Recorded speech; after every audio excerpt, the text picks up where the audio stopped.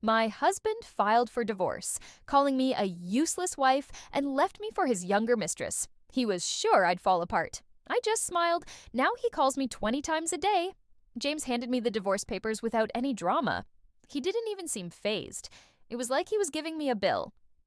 "I'm moving in with Aurora," he said, grinning like I should care. "You'll fall apart without me." I didn't. I just stared at the papers. He thought I'd beg. He thought he'd break me. I didn't give him that satisfaction. Looking back, the signs were obvious. James had been obsessed with fitness for months. Gym, supplements, new clothes, and late nights at work that stretched longer than normal.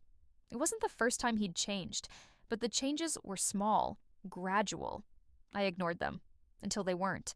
He started making comments about my appearance, how I could use some Botox, or how my skin was looking a little tired.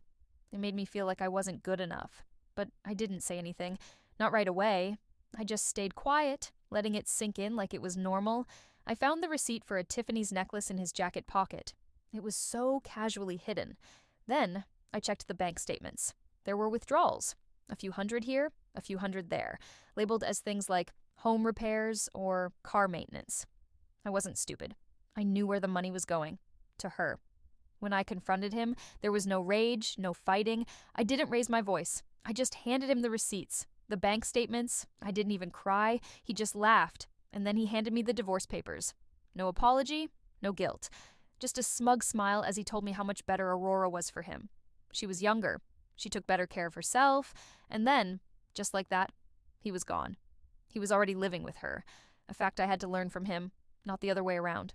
He took everything. His expensive clothes, his gaming consoles, even the TV, left me with the things I never cared about. The cheap stuff, the leftovers.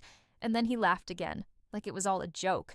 I froze the joint credit cards. I called Vivian, told her everything. She didn't panic. She told me I had to get my finances in order and think about myself for once. I did. I didn't let him break me. I wasn't going to beg. I just smiled when I saw the divorce papers. It felt like the first moment of clarity I'd had in a while. He thought I'd crumble. Instead, I'd already started planning. I spent the next few weeks staying with Vivian. She was the kind of person who didn't let you sulk, not even for a second. She'd make me coffee, drag me to do small errands, and tell me to stop feeling sorry for myself. "You've got this," she'd say. She didn't need to say much more. Her presence was the push I needed. I had time to think about everything, and everything about James became clearer. The man I'd been married to for years was a lie. It wasn't just the cheating, the money, or the sudden, shocking divorce. It was everything leading up to it. The signs I ignored. The way he'd changed, but I kept convincing myself everything was fine.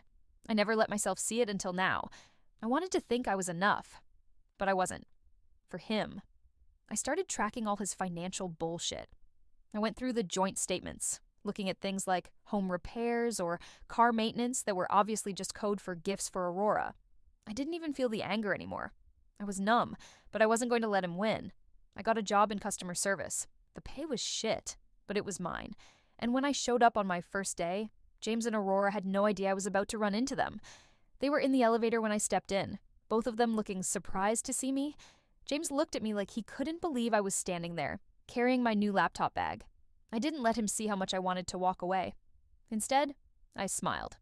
I didn't need to say anything. His shocked expression was enough. I spent my free time organizing everything I could, screenshotting transactions, keeping receipts, pulling up records from our old accounts. I met with my divorce attorney, who was impressed by how thorough I had been. "You've made this so much easier," she said. It wasn't personal anymore. It was a process. And it was going to hurt James. That was all that mattered. The Peloton bike was the next thing. James and Aurora had been using the Peloton I got for Christmas, the one he'd picked out for us. I didn't even have to bring it up aggressively. During one of our mediation meetings, I casually mentioned that I'd found out they'd been riding it at my house while I was away visiting Vivian. James lost all color. Aurora shot me a look, like I was the villain in the room. But James? He just went silent.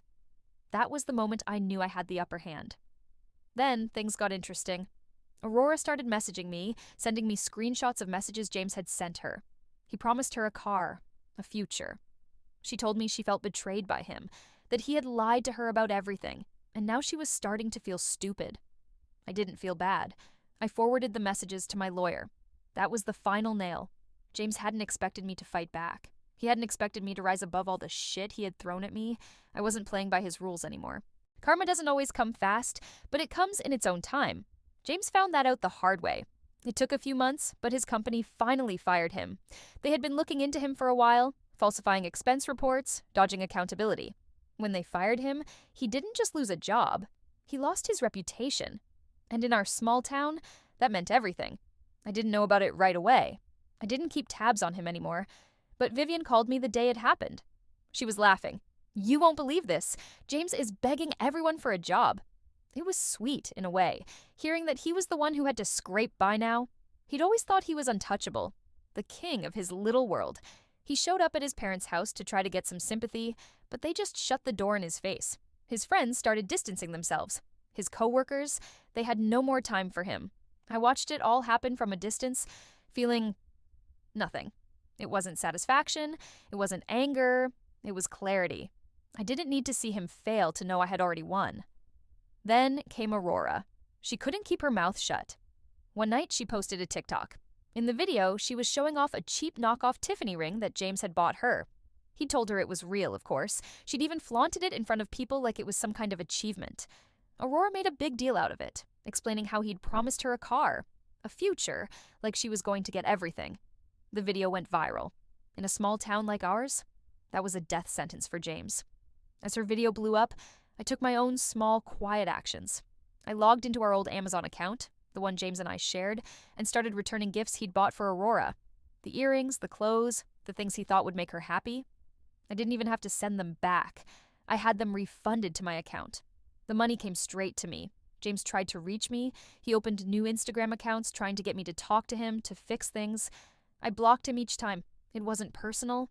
It was just necessary. I didn't feel sorry for him. He had ruined everything and lied about it. Now he had nothing. He tried to act like nothing had changed, but his world was crumbling. His car got repossessed, he couldn't get a new job, and when he tried to salvage his reputation by reaching out to anyone he could, they all turned him down. 6 months after the divorce was finalized, I saw James one last time.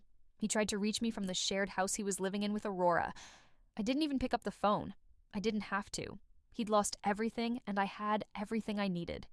At the bank, the teller commented on how much more confident I looked. I smiled, but I didn't say anything. It wasn't about looking good or feeling victorious. It was about knowing I had built myself back up from the wreckage he left behind.